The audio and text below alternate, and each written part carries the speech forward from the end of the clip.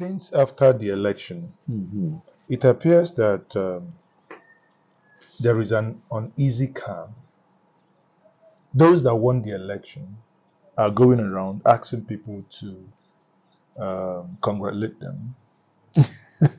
On Monday here in Abuja, Yeah. they came together at the Unity Fountain, and the reporter asked them what they were doing there. They said they were protesting, and they said why? So that people will congratulate them. Have you ever seen such a thing that when someone wins an election and he goes out to ask people to congratulate them? So honestly, it is very amazing because a lot of things have happened in APC that has never happened in the whole world. I told you about the currency issue, where people are using their own currency to buy their own currency. It has never happened in the whole world. That's why APC ruling party is the worst regime on earth. I have not seen anywhere in any country where they spent close to 400 billion naira to conduct an election, and they bypassed the reasons why they spent such an amount and did not use it. What cost that 400 and something billion naira is the beavers and electronic system that were purchased for the election.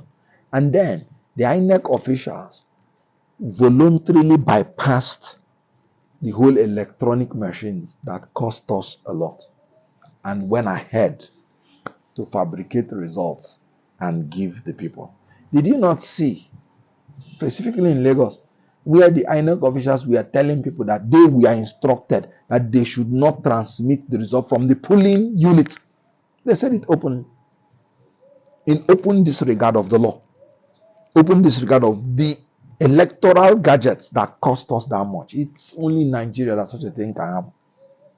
So after this election, you saw the trauma that was on the head of people. Why was it that traumatic? Because of the hope and the promise INEC gave. Then suddenly that hope crashed. Peaceful election was replaced with brutalization of the citizens. People spent a heavy amount of money to transport themselves from where they live back to where they went to vote, only to realize that they were beaten up and commanded that if they are not voting a party they don't want, they should not vote at all. You saw how young children coming up, age 14, 15, some of them went, took rope, dropped a message that their hope has been dashed, and went and hung themselves. These children are impressionable. When we were on campaign, I was shocked to see the level of enlightenment and awareness that has entered that age bracket. You will recall how when our principal was riding in Lagos, how one young boy came, a Yoruba young boy, came and stood in front of his car with stretched arms. He didn't even want to know whether the security can do anything to him. He was just going according to his mind. Later on, when he was interviewed, he said, "My parents told me that Peter Obi is a good man. And when I saw him, what came to my mind was just to move to pray for him." And you saw how he innocently came, not minding the danger to his life. These children are impressionable. We are putting in their psyche the spirit that will make them rebellious. They are no longer as docile as the people of the older generation. We have to be careful. INEC under Mahmoud and Festus Okoye, his mouthpiece, they have traumatized these young people. You saw how when people, women go naked protesting, these are signs of trauma, mental trauma that this INEC has pushed Nigeria to. I have not seen such level of mental trauma in my life.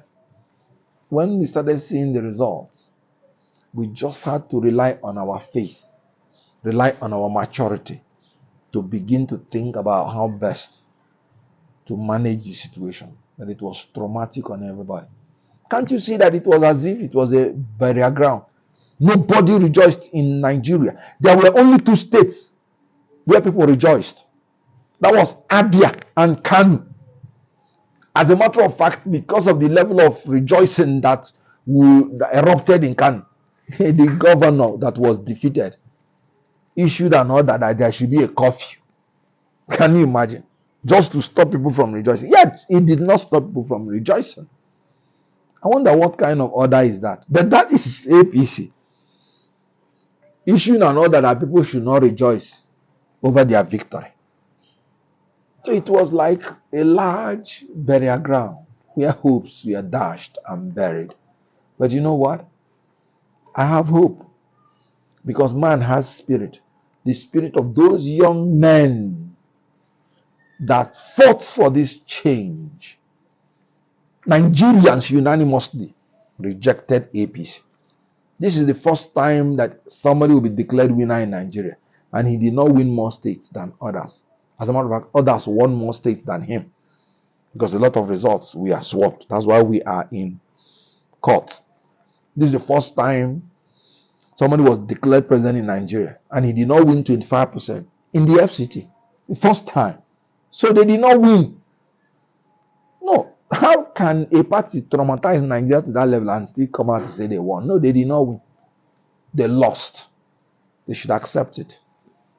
So when they lost and they did all their shenanigans, their manipulations, it ended up in mental trauma to the Nigerian people. I am pleading to the Nigerian people, please, there is God eventually. Do not allow this affliction called APC to give you mental trauma. Don't go to commit suicide. Please. Let us continue praying. Our God will answer us, I believe.